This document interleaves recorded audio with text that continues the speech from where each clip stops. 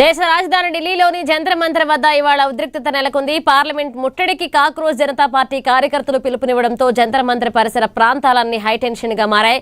కేంద్ర విద్యాశాఖ మంత్రి ధర్మేంద్ర ప్రధాన్ రాజీనామా చేయాలి అంటూ సీజేపీ కార్యకర్తలు, విద్యార్థి సంఘాలు భారీ ఎత్తున నిరసనకు దిగాయి.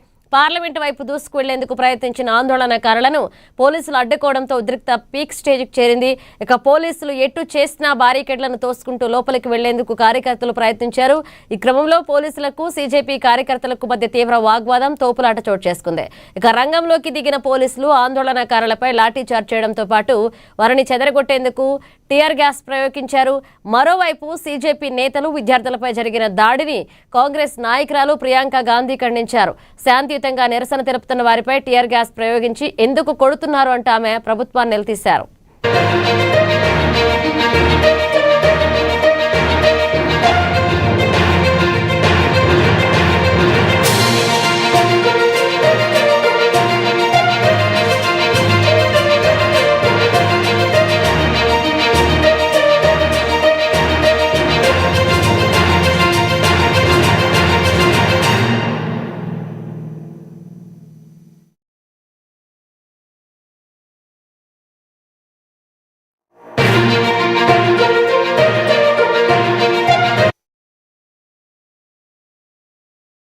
इस तरीके से शक्ति प्रदर्शन हुआ है। It's ridiculous. हमारे ही बच्चे हैं, देश का भविष्य है, ये संसद उन्हीं का है, किसी की जागीर नहीं है।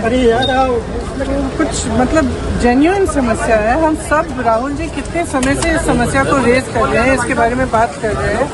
हम सब कह रहे हैं डिस्कस करो, एजुकेशन पॉलिसी में प्रॉब्लम्स हैं, बड़े बड़े इश्यूज हैं, आप डिस्कस करने के लिए राजी नहीं है और बच्चों पे आप टीयर गैस कर रहे हो और उनकी पिटाई कर रहे हो। किस लिए? बच्चे हैं हमारे। Thank you ma'am.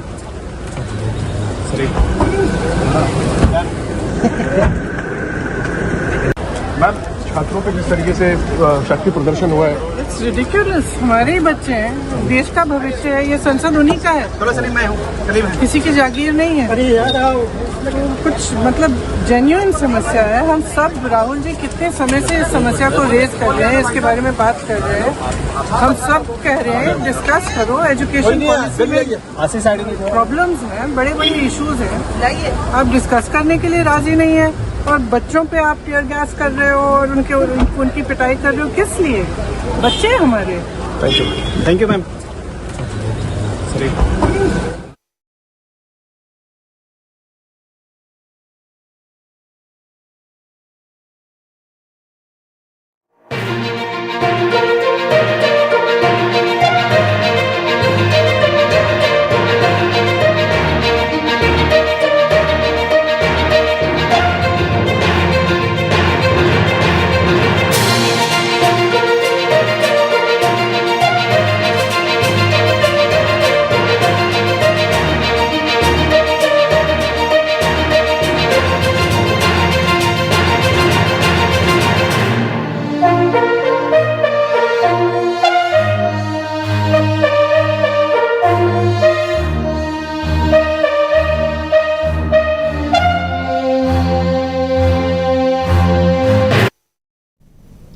తెలంగాణ రాజకీయాల్లో మాజీ మంత్రి మల్లారెడ్డి పొలిటికల్ ఎపిసోడ్ ఇప్పుడు హాట్ టాపిక్ గా మారింది. గత కొంతకాలంగా బీఆర్ఎస్ కు మల్లారెడ్డి దూరంగా ఉంటుండడం రాజకీయ వర్గాల్లో జోరుగా చర్చ దారితీస్తుంది.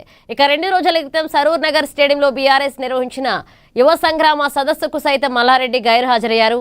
అయితే అదే రోజు సాయంత్రం ఘటకేసర్లో సీఎం రేవంత్ రెడ్డి పాల్గొన్న ప్రభుత్వ అధికారిక సభా వేదికపై మల్లారెడ్డి ప్రత్యక్షం కావడం రాజకీయంగా దుమారం రేపుతుంది.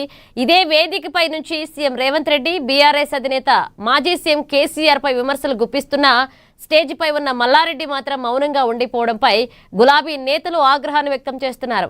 పార్టీ లైన్ దాటిన మల్లారెడ్డిని వెంటనే బీఆర్ఎస్ నుంచి సస్పెండ్ చేయాలంటూ క్యాడర్ డిమాండ్ చేస్తుంది. అటు సోషల్ మీడియాలోనూ మల్లారెడ్డి టార్గెట్ గా ట్రోలింగ్ మొదలైంది. రేవంత్ రెడ్డి ఏం బ్లాక్ మెయిల్ చేస్తే ఇప్పుడు అంత సైలెంట్ అయ్యావు మల్లన్న అంటూ నెటిజన్లు ప్రశ్నిస్తున్నారు.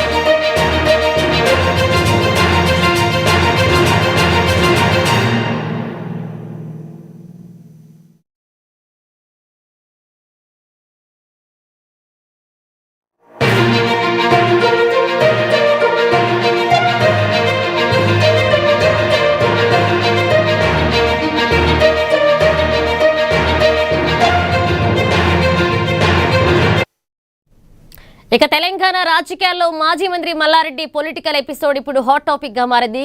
గత కొంతకాలంగా బీఆర్ఎస్ కు మల్లారెడ్డి దూరంగా ఉంటడం రాజకీయ వర్గాల్లో జోరుగా చర్చకు దారితీసింది.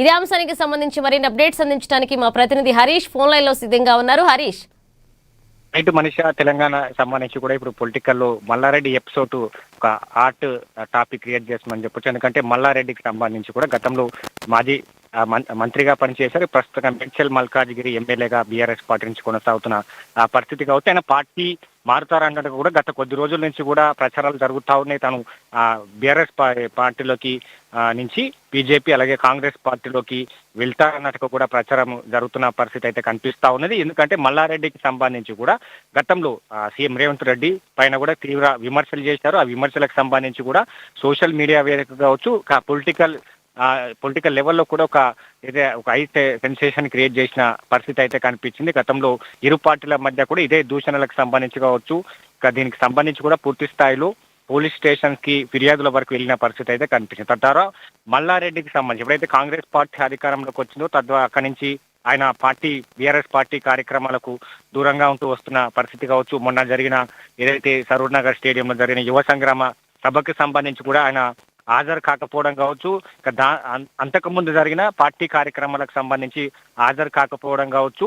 ఇక ముందుగా గతంలో చేసిన సీఎం రేవంత్ రెడ్డి పైన చేసిన వ్యాఖ్యలకు సంబంధించి అక్కడి నుంచి పులి స్టాప్ పడేది. తద్వారా అక్కడి నుంచి కూడా కాంగ్రెస్ పార్టీ కావచ్చు, కాంగ్రెస్ పార్టీ అలాగే సీఎం రేవంత్ రెడ్డి పైన కూడా ఎలాంటి వ్యాఖ్యలు చేయకపోవడం కావచ్చు. వీటన్నిటికీ సంబంధించి కూడా ఇప్పుడు ఒక బీఆర్ఎస్ లో ఒక హీట్ అయితే కొనసాగుతా ఉన్నది. సొంత పార్టీ నేతలే మల్లారెడ్డిని వ్యతిరేకిస్తా ఉన్నారు. మల్లారెడ్డికి సంబంధించి కూడా మొన్న జరిగిన యువ సంగ్రామ సభకి సంబంధించి ఆయన హాజరు కాలేదు. సాయంత్రం జరిగిన ఘటకేసర్లో జరిగిన ఏదైతే అందశ్రీకి సంబంధించిన శృతివనం సంబంధించిన ప్రోగ్రామ్ లో మల్లారెడ్డి అటెండ్ అయ్యారు. అక్కడ సీఎం రేవంత్ రెడ్డికి సంబంధించి అలాగే మాజీ సీఎం కేసీఆర్ పైన తీవ్రమైన వ్యాఖ్యలు చేస్తూ కావచ్చు, తన పైన ఏదైతే ఆరోపణలు చేస్తూ కూడా కొన్ని మాట్లాడడం జరిగింది. అప్పుడు కూడా ప్రతిపక్ష పార్టీ నేతగా స్పందించకపోవడం, ఎందుకంటే టీఆర్ఎస్ పార్టీకి సంబంధించిన అధినేత కేసీఆర్ ఉన్నారు.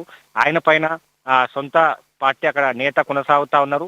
ఆయన దీనిపైన స్పందించకపోవడం కావచ్చు, అక్కడి నుంచి వెళ్ళిపోకపోవడం కావచ్చు, ఎలాంటి హావభావాలు చూపకపోవడం కావచ్చు. వీటన్నిటికి సంబంధించిన బీఆర్ఎస్ నేతలంతా కూడా మల్లారెడ్డి పైన కూడా చర్యలు తీసుకోవాలంటూ కూడా బీఆర్ఎస్ పార్టీ అధినేత కేసీఆర్ కావచ్చు, వర్కింగ్ ప్రెసిడెంట్ కేటీఆర్ ని కోరుతున్న పరిస్థితి కనిపిస్తా ఉన్నది. ఇక ఈ 2 రోజుల నుంచి కూడా ఇదే అంశం పైన కూడా సోషల్ మీడియా వేదికగా కూడా భారీగా ట్రోలింగ్ జరుగుతూ ఉన్నది. ఎందుకంటే మల్లారెడ్డి కాంగ్రెస్ బీఆర్ఎస్ పార్టీలో కొనసాగుతూ మాజీ సీఎం బీఆర్ఎస్ అధినేత కేసీఆర్ పైన వ్యాఖ్యలు చేస్తా ఉంటే అక్కడ ఎలాంటి హావభావాలు వ్యక్తపరచడం కావచ్చు, వెళ్ళిపోవడం కావచ్చు, ఇట్లాంటి చర్యలు చేయకపోవడం పట్ల కూడా తన పైన ఏదైతే క్రమశిక్షణ చర్యలు తీసుకోవాలంటూ కూడా బీఆర్ఎస్ శ్రేణులు నేతను కోరుతా ఉన్న పరిస్థితి అయితే కనిపిస్తా ఉన్నది. ఇక దాంతో పాటుగా మన కోడలు గత కొద్ది రోజులుగా బీజేపీకి వెళ్తారన్నట్టుగా కూడా ప్రచారాలు జరుగుతూ ఉన్నాయి. ఇక మల్లారెడ్డి తన కోడలతో పాటుగా పూర్తిగా మల్లారెడ్డి కూడా బీజేపీ పార్టీ ఆ కుటుంబం అంతా కూడా బీజేపీకి వెళ్తారన్నట్టు కూడా ప్రచారం జరుగుతూ ఉన్న పరిస్థితి అయితే కనిపిస్తాయి. అంటే ఇప్పుడు ఈ సిచ్యువేషన్ లో గడికేసారి జరిగిన ఒక సన్నివేశం అయితే ఉందో దానికి సంబంధించి కూడా మల్లారెడ్డి కాంగ్రెస్ పార్టీలోకి వెళ్తారన్నట్టుగా కూడా ప్రచారం జరుగుతూ ఉన్నది. మల్లారెడ్డి కుటుంబం అంతా కూడా కాంగ్రెస్, ఎందుకంటే మల్లారెడ్డికి సంబంధించి కూడా తన గతంలో టీడీపీలో కొనసాగిన పరిస్థితి కావచ్చు, అక్కడి నుంచి బీఆర్ఎస్ లోకి వచ్చారు. బీఆర్ఎస్ లోకి తన క్రియాశీలకమైన మంత్రి పదవిని మొట్టమొదటిసారిగా కేసీఆర్ అప్పచెప్పారు. అంటే ఎక్కడైతే అధికార పార్టీకి సంబంధించి కూడా కొనసాగుతుందో అక్కడ మల్లారెడ్డి ఉంటుంది. ఎందుకంటే తన సంస్థలకు సంబంధించి ఏదైతే విద్యా సంస్థలు ఉన్నాయో లేదా హాస్పిటల్స్ ఉన్నాయో వాటన్నిటికీ సంబంధించి కూడా ఒక కట్టుదిట్టమైన సంబంధించిన ప్రొటెక్షన్ కావాలి. కాబట్టి ఆ ప్రొటెక్షన్ కోసం తన అధికార పార్టీ వైపు మొగ్గు చూపుతారు అని కూడా సోషల్ మీడియా వేదికగా రూలింగ్ జరుగుతూ ఉన్నది.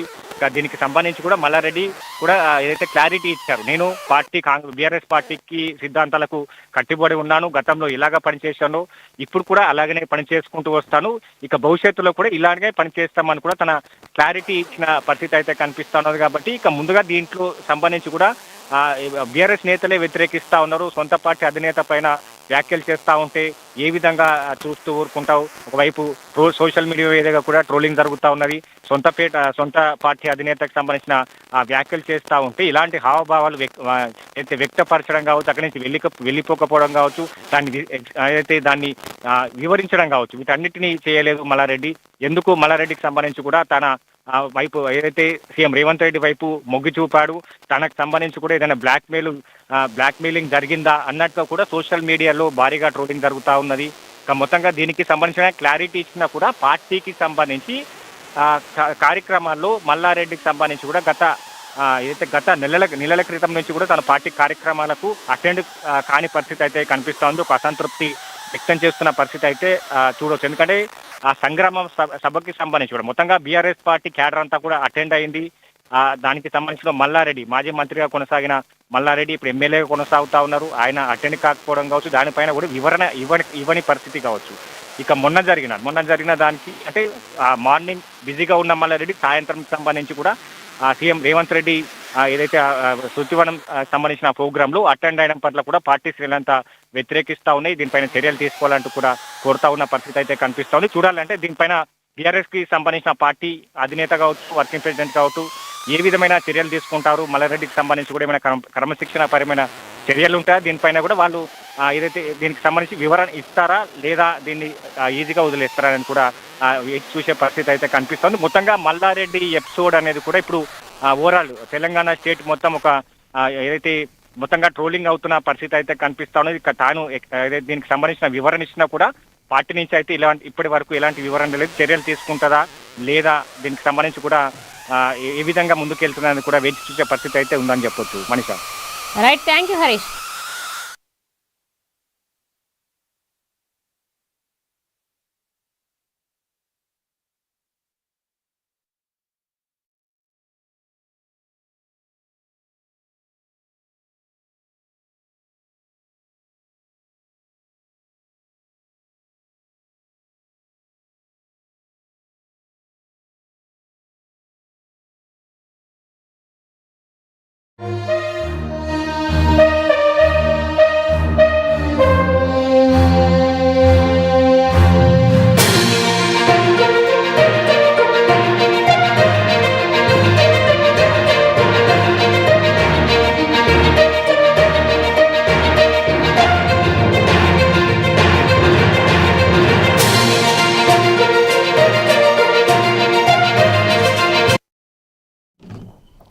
ఇక తెలంగాణ బీజేపీ నేతలకు పార్టీ హైకమాండ్ గట్టి వార్నింగ్ ఇచ్చింది. రాష్ట్రంలో పార్టీని అధికారంలోకి తీసుకురావడమే ఏకైక లక్ష్యంగా పనిచేయాలని ఆదేశించింది. ఇక సొంత ఎజెండాలు, వ్యక్తిగత గ్రూప్ రాజకీయాలకు స్పష్టి పలకాలని అధిష్టానం హెచ్చరించింది. క్రమశిక్షణ విషయంలో ఎలాంటి రాజీ పడే ప్రసక్తే లేదు అని, గ్రూప్ రాజకీయాలకు చెక్ పెట్టకపోతే పరిణామాలు ఉంటాయంటూ క్లియర్ కట్ మెసేజ్ పంపారు. ఇక అందరి టార్గెట్ ఒకటే కావాలని, అది తెలంగాణలో కమలం జెండా ఎగరేయడమేనని అధిష్టానం తేల్చి చెప్పింది.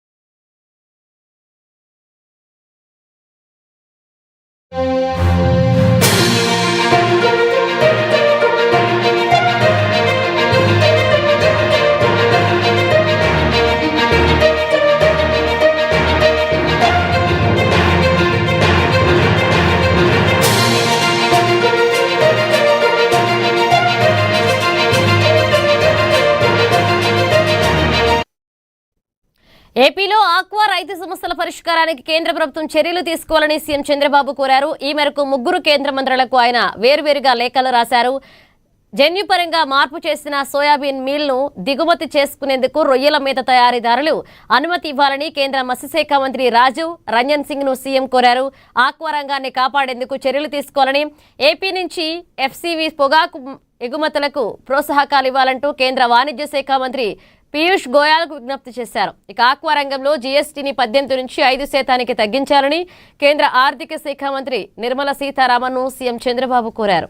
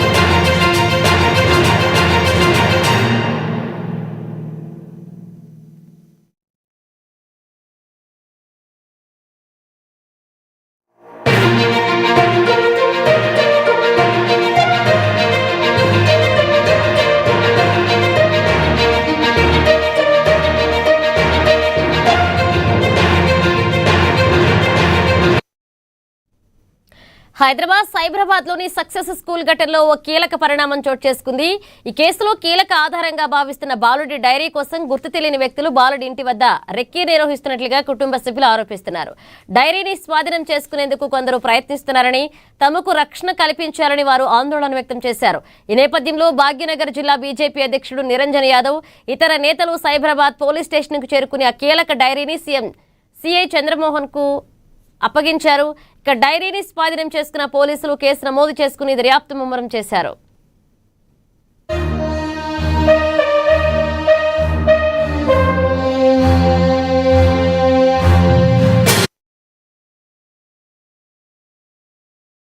ఖురాన్ చదివిస్తున్నారు, అదే రకంగా మత మార్పిడి జరుగుతున్నటువంటి విషయంలో పడ్డ కంప్లైంట్ 15వ తారీఖు ఇవ్వడం జరిగింది. దానికి సంబంధించినటువంటి గత 3-4 రోజులుగా డైరీ సంబంధించినటువంటి ఏ డైరీలనైతే స్కూల్ యాజమాన్యం స్కూలు కల్మా పెట్టించిందో ఆ డైరీని ఇవ్వమని ఒక దిక్కు స్కూలు బ్లాక్మెయిలింగ్ చేస్తున్నది, అదే రకంగా పోలీసులు కూడా బెదిరించేటువంటి ప్రయత్నం చేస్తున్నారు. వేరే ఫోన్ కాల్స్తోని వాళ్ళని బెదిరించేటువంటి ప్రయత్నం చేస్తున్నారు. డైరీని ఎట్టి పరిస్థితి లోపల పోలీసుకు చేరవేరదనేటువంటి మరి పరిస్థితి లోపల ఈరోజు మేము ఆ డైరీని తీసుకొని మీడియా సమక్షంలో ఆ మీడియా సమక్షంలో పోలీసు ఇన్స్పెక్టర్ గారికి సబ్మిట్ చేయడం జరిగింది. దానిపైన ఇన్వెస్టిగేషన్ చేసి దాని యొక్క కేసులో ఈ యొక్క ప్రధానమైనటువంటి ఈ అంశాన్ని చేర్చవలసిందిగా కూడా ఇన్స్పెక్టర్ గారిని కోరడం. అదే రకంగా మేము చెప్తున్నాం ఏంటంటే, నేను 15వ తేదీ వాళ్ళ పేరెంట్ వచ్చి రాత్రి 7 గంటలకు ఈ విషయంలో కంప్లైంట్ ఇస్తే తెల్లారి ఉదయం 16వ తేదీకి ప్రొటెస్ట్ అయినాక 4-5 గంటలకు ఈ మన జోన్లో డీసీపీ గారు ఈ విషయం అంతా కూడా డైవర్ట్ చేసేటువంటి ప్రయత్నం జరిగింది. అదే రకంగా ఒక టీచర్ చేసిన తప్పిదనమైనటువంటి టీచర్ పైన ఈ యొక్క అభియోగం మోగేటువంటి. హైదరాబాద్ ఖైరతాబాద్ నియోజకవర్గంలో ప్రజా సమస్యలపై సమరం తీవ్ర రూపం దాల్చింది. నియోజకవర్గ పరిధిలోని వెంకటేశ్వర డివిజన్ దేవరకొండ బస్తీలో బీఆర్ఎస్ పార్టీ ఇన్ఛార్జ్ శ్రీ మన్నే గోవర్ధన్ రెడ్డి పర్యటించారు. బస్తీ బాట పట్టిన ఎంజీఆర్ కు స్థానికులు తమ గోడును వెళ్లబోసుకున్నారు. మంచినీటిలో కలుషిత నీరు రావడం, పూర్తిగా దెబ్బతిన్న రోడ్లు, వెలగని వీధి దీపాలతో తాము పడుతున్న నరక యాతనను ఆయన దృష్టికి తీసుకువెళ్లారు. ప్రజల కష్టాలను చూసి చలించిపోయిన మన్నే గోవర్ధన్ రెడ్డి తక్షణమే స్పందించారు. అక్కడికక్కడే సంబంధిత అధికారులతో ఫోన్లో మాట్లాడి సమస్యలను యుద్ధ ప్రాతిపాదికన పరిష్కరించాలన్నారు. ప్రజా సమస్యల పరిష్కారంలో నిర్లక్ష్యం వహిస్తే సహించబోమని చెప్పారు. ఇంటికే 10,000 ఉట్టిగానే వస్తాయి. పెద్ద మనుషులకే 4,000 ఇస్తారట, అవ్వకు తాతకు. ఇట్లాంటి మా అమ్మాయిలకు 2,000 ఇస్తారట. మొత్తం మీరు ఇంట్లో అన్నం కలిపి నోట్లు పెడతారట. ఏం చేసుకోకుండా ఏం చేయదు. ఆయన కోటేయాలి, ఆయన కోటేసి ఆయన తెచ్చి పెడతాడు కూర్చోవాలి. చేయించుకోవాలి. ఇప్పుడు చిన్న గల్లీలో ఇప్పుడు కాంట్రాక్ట్ రావడం కష్టమే. यहाँ छोटे हैं ना, अपन यहाँ देखे नहीं, वहाँ से कमिटी तक तो डाल सकते हैं. వాటర్ సరిగా రావు, కరెంటు సరిగా రాదు. కమ్యూనిటీ హాల్స్ మొత్తం చెత్త అయిపోయినాయి, రోడ్లు చెత్త అయిపోయినాయి. ఆర్టీసీ కార్మికుల సంక్షేమానికి ప్రజాప్రభుత్వం పెద్దపీట వేస్తుందని మంత్రి పొన్నం ప్రభాకర్ స్పష్టం చేశారు. దివంగత ఆర్టీసీ డ్రైవర్ శంకర్ గౌడ్ కుటుంబానికి అండగా నిలిచిన ఆర్టీసీ ఉద్యోగులను ఆయన అభినందించారు. శంకర్ గౌడ్ కుమారుడు హేమంత్ కు ఉద్యోగంతో పాటు ఇల్లు మంజూరు చేసినట్లుగా ప్రకటించారు. గత బీఆర్ఎస్ ప్రభుత్వ హయాంలో కార్మిక సంఘాలను ఎత్తివేసి నిరంకుశంగా వ్యవహరించారన్నారు. కాంగ్రెస్ ప్రభుత్వం రాగానే మహాలక్ష్మి పథకం ద్వారా మహిళలకు ఉచిత బస్సు ప్రయాణం కల్పించి నెలకు ఆర్టీసీకి 300 కోట్లు విడుదల చేస్తుందన్నారు. ఇక ప్రయాణికుల భద్రత, కార్మికుల సంక్షేమమే ధ్యేయంగా ప్రతి నెల 2వ మంగళవారం గ్రీవెన్స్ సెల్ ఏర్పాటు చేస్తున్నట్లుగా ఆయన తెలిపారు.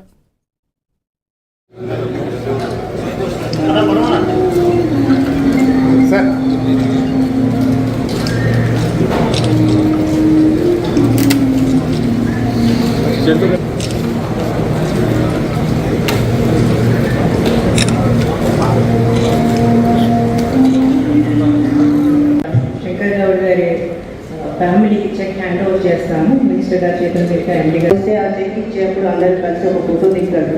పేర్లు చదువుతాను, వాళ్ళు మాత్రం రాగలరు. ఇందాకే మంత్రి గారు చెప్పారు, మనకు క్రమ మౌలానా అశోక్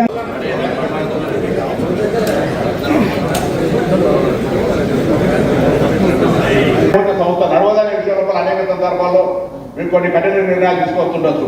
అందుకే దయచేసి ప్రయాణికుల సౌకర్యం ఉంటేలా కార్మికుల సంక్షేమం మా బాధ్యత, ప్రయాణికుల సౌకర్యం మనందరి బాధ్యత. అదేవిధంగా సంస్థ పరిరక్షణ, పురోగతి కూడా ప్రభుత్వంలో భాగస్వాములుగా మనందరం కూడా ప్రభుత్వంకు తగిన సూచనలు సహకారం తీసుకుందాం.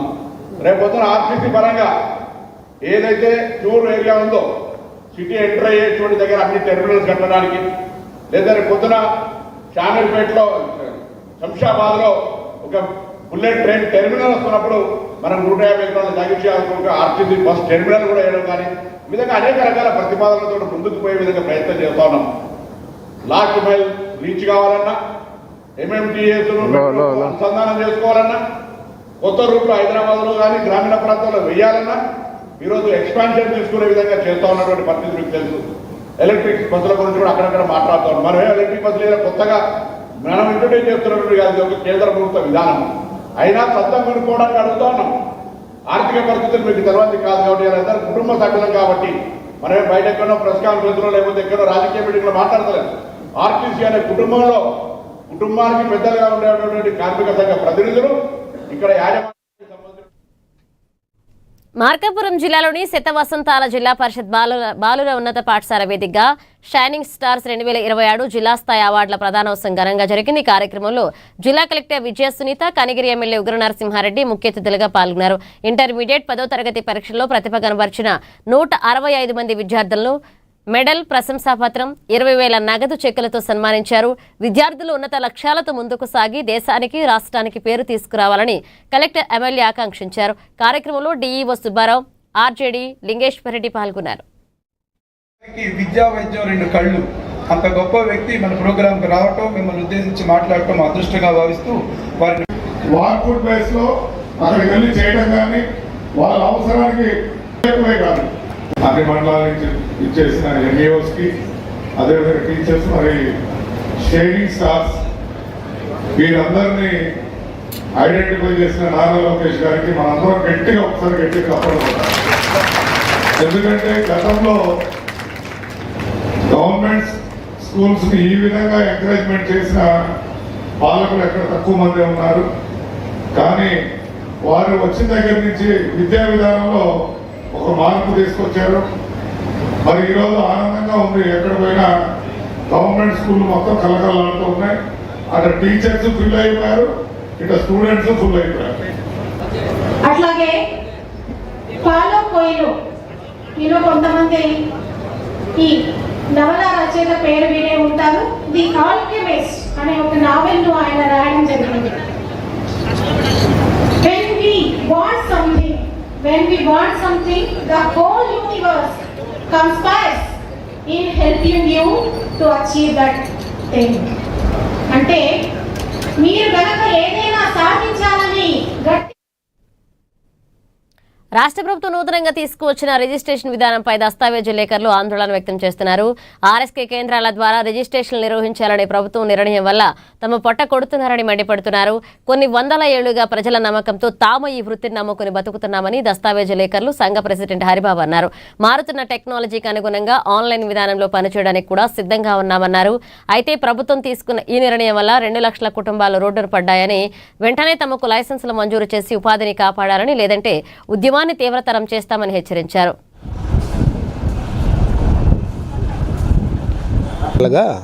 గత 35 సంవత్సరాల నుంచి పనిచేస్తున్నాను. 92లో నా లైసెన్స్ వచ్చింది. అక్కడి నుంచి ఈ వృత్తినే కొనసాగిస్తూ దీని మీదనే జీవనం గడుపుతున్నాము. ఈ లేఖరి యొక్క వృత్తి కొన్ని వందల సంవత్సరాల నుంచి జరుగుతున్నటువంటి వృత్తి. ఈ వృత్తిలో పబ్లిక్ తోటి మాకుండేటటువంటి అనుసంధానం కానీ, వాళ్ళు మాతోటి పంచుకునే విధానం కానీ, మాకు ఓటీపీలు కానీ, మా మీద నమ్మకంతో పబ్లిక్ మా దగ్గరకు వస్తున్నారు.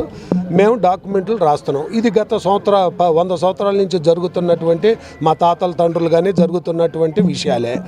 డాక్యుమెంట్ రైటర్లు లేకుండా డాక్యుమెంట్ రాసే విధానం అనేది ఎక్కడా లేదు. మా రాష్ట్ర ప్రభుత్వం వారు పక్క స్టేటుల్లో జరుగుతున్న విధానాన్ని మన స్టేట్లో ప్రవేశపెడుతున్నాడు. నేను కాదంటలేదు. పక్క రాష్ట్రంలో జరుగుతున్నది కూడా ఆర్ఎస్కే పెట్టుకో, ఇంకోటి పెట్టుకున్నా, ఏది పెట్టుకున్నా డీడ్ రైటర్స్ కంపల్సరీగా ఉండాలి. రాష్ట్ర సంఘం వారు, దస్తావేజు లేఖర్ల సంఘం వారు పిలుపు మేరకు మేము ఈ యొక్క సమ్మెను స్టార్ట్ చేశాము. ఈ రోజు నుంచి ఈ నెలాఖరు 31 వరకు ఈ సమ్మె కొనసాగుతుంది. ఎందుకు ఇలాగా అంటే, మా దస్తావేజు లేఖర్ల వృత్తి మీద గవర్నమెంట్ వారు మా పొట్టలు కొట్టడం, అంటే ఇది పెద్దవాళ్ళకి అప్పచెప్పి ఈ వ్యవస్థ. బాపట్ల జిల్లా చీరాల పరిధిలో ఘోర ప్రమాదం చోటు చేసుకుంది. వాడరేవు రామాపురం రోడ్లో బైక్ అదుపు తప్పి డివైడర్ నుండి కూరడంతో ఒక ఎంబీబీఎస్ విద్యార్థి అక్కడికక్కడే మృతి చెందగా మరొకరి పరిస్థితి విషమంగా ఉంది. బాపట్లకు చెందిన అనిరుద్ధ్ తన స్నేహితుడు హర్షతో కలిసి రామాపురం బీచ్కు వచ్చారు. బైక్పై రాత్రి సమయంలో తిరిగి బాపట్లకు బయలుదేరిన క్రమంలో ఒక కల్వర్టు వద్దకు రాగానే బైక్ అదుపు తప్పింది. ప్రమాదంలో అనిరుద్ధ్కు గాయాలు కావడంతో అక్కడికక్కడే ప్రాణాలు కోల్పోయాడు. ఘటనా స్థలానికి చేరుకున్న పోలీసులు కేసు నమోదు చేసి విచారణ జరుపుతున్నారు.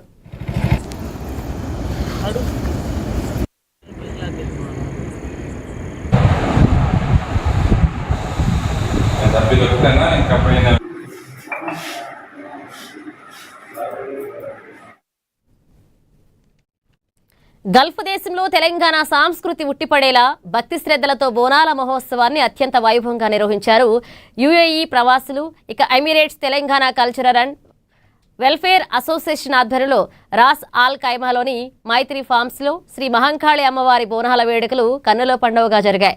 యుఏఈ నలుమూలల నుంచి సుమారు 400 మందికి పైగా తెలంగాణ ప్రవాసులు కుటుంబ సమేతంగా తరలివచ్చి అమ్మవారికి బోనాలు సమర్పించారు. ఒగ్గుడోలు, మోతలు, పోతురాజల శివసత్తుల విన్యాసాల మధ్య విదేశీ నేల సైతం భాగ్యనగరాన్ని తలపించింది. ఈటీసీఏ వరుసగా 4వసారి ఈ వేడుకను నిర్వహించగా గౌరమ్మ పూజ, కుంకుమార్చన, మహాహారతి, దీపోత్సవం భక్తులను ఎంతగానో ఆకట్టుకున్నాయి. భావితరాలకు మన పండుగలు గొప్పతనాన్ని తెలియచేయడమే తమ సంస్థ ముఖ్య ఉద్దేశమని ఈటీసీఏ ప్రతినిధులు తెలిపారు. ఈ కార్యక్రమం అనంతరం భక్తులందరికీ తెలంగాణ సాంప్రదాయ వంటకాలతో ఘనంగా అన్నదానం చేపట్టారు.